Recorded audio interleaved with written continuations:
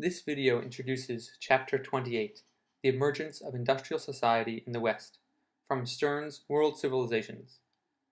As the chapter title suggests, it's almost entirely focused on Europe and the people who came from Europe. It will also span the entire time period, 1750 to 1914. Chapter 28 is the first chapter in Part 5. It should give you some basic information you'll need to know to understand the rest of the age of industrialization.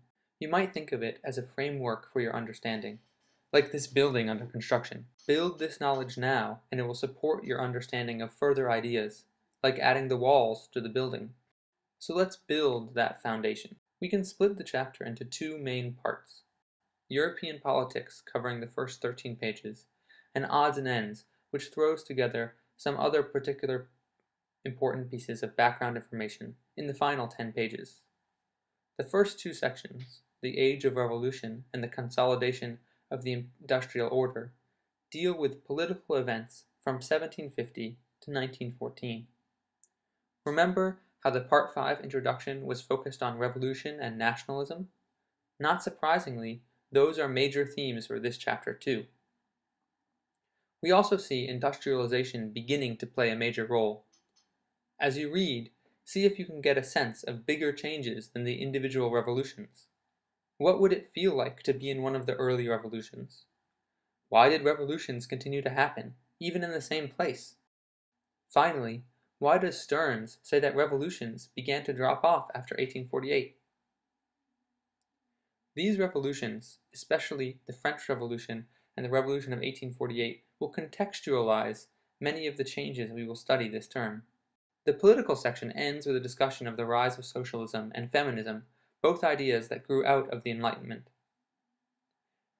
The second half of the chapter, which I called Odds and Ends, has three main topics.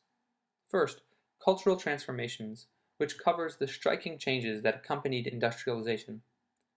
Not only were there significant developments in science and art, but also significant changes in how people did basic things, like the invention of free time, called leisure. All three of those changes are caught up in this painting by George Seurat, who you will find in this chapter. The Western Settler Societies section looks at what happened in European colonies and former colonies that received large numbers of immigrants from Europe. Remember migrations and Ellis Island from the end of Part 5 intro video? This section also covers the rise of the Stars and Stripes, America, and lets us know what's going on meanwhile in Australia and New Zealand, which, as you can see from this 19th century photograph of Sydney, Australia, were developing urban centers along European lines. Finally, diplomatic tensions of World War I remind us that this long century of industrialization, nationalism, and revolution ended in a world war, which was based on industrialization and nationalism, and also featured revolution. This image, showing men hunched over in a trench, waiting to go over the top, probably to their deaths, is from the Battle of the Somme, fought in France in 1916. Over 1 million people died in this battle alone, as industrial military technology turned France into this wasteland. One of the main points of this chapter, and indeed this term, is to trace how diverse factors like imperialism, nationalism, and industrialization led to such a horrific result. It's worth thinking about.